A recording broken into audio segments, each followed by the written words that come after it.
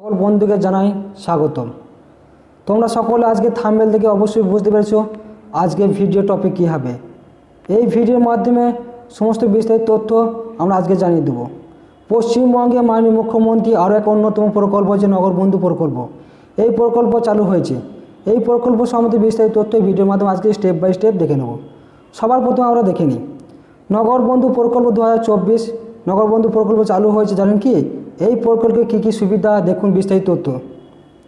গত বছর থেকে এই প্রকল্প নিয়ে অনেক রকম সিদ্ধান্ত বৈঠক হয়েছিল, তবে এবছর অর্থাৎ 2024 সালে জানুয়ারি মাসে প্রথম সপ্তাহ থেকে শুরু হয়ে গেল নগরবন্ধু প্রকল্প। এই প্রকল্পে কোথায় গিয়ে আবেদন করতে হবে, কী কী সুবিধা পাওয়া যাবে, আবেদন করার জন্য কী কী কাগজপত্র লাগবে, সমস্ত তথ্য নিয়ে আজকে এই প্রতিবেদনটি অবশ্যই প্রথম থেকে শেষ অবধি পড়বেন। এই প্রকল্পের সুবিধা পশ্চিমবঙ্গ জুড়ে কিন্তু হবে না, কেবলমাত্র শহর কেন্দ্রিক কিছু অংশ যেখানকার নাগরিক এই প্রকল্পের সুবিধা পেয়ে থাকবে। এছাড়া এই প্রকল্পটি রাজ্যে সরকারের প্রকল্প নয়। নগরবন্ধু প্রকল্প সম্পূর্ণরূপে কলকাতা পৌরসভার নিজস্ব একটি প্রকল্প, যা পৌরসভার 141টি ওয়ার্ডের মধ্যে বসবাসকারী নাগরিকরা পাবেন।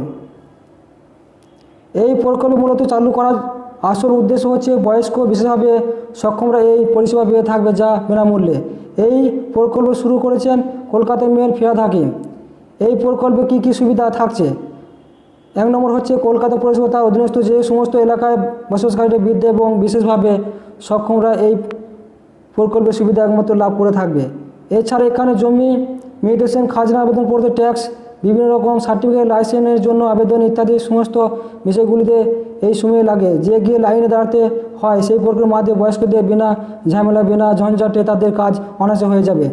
এছাড়া এই প্রকল্পে আবেদন করার পরে নাগরিকরা তারা বাড়িতে বসে সমস্ত গুরুত্বপূর্ণ পরিষেবাগুলি পেয়ে যাবেন। দেখা গেছে বর্তমানে যুগে ইন্টারনেটে ব্যবহার করে অনলাইনের মাধ্যমে যে বহু প্রবীণ নাগরিকরা তারা ঠিক বুঝতে পারে না এবং তাদের বিভিন্ন রকম সমস্যার মধ্যে পড়তে হয়। সেক্ষেত্রে এই প্রকল্পের মাধ্যমে পৌরসভা অধিকারীরা তাদের বাড়িতে গিয়ে সমস্ত অনলাইনে কাজ, যেমন খাজনা দেওয়া এবং মিউটেশন জমা দেওয়া ইত্যাদি কাজগুলি তাদের সামনে করে দিবে। এই প্রকল্পে আবেদন করার জন্য কি পদ্ধতি আছে?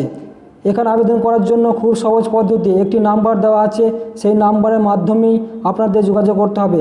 নম্বরে হোয়াটসঅ্যাপ করতে হবে কলকাতা পুরো এলাকার মধ্যে বসবাসকারী নাগরিকদের, তাহলে আপনার এই নগরবন্ধু প্রকল্পের সুবিধা পেয়ে যাবেন।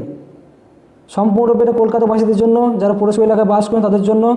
কোনো অসুবিধা থাকলে লাইক কমেন্ট করবেন, বিস্তারিত তথ্য জানিয়ে দেওয়া হবে। ভিডিও ভালো লেগে থাকলে সকলকে শেয়ার করবেন। পরবর্তী নেক্সট আপডেট পেতে দেখুন।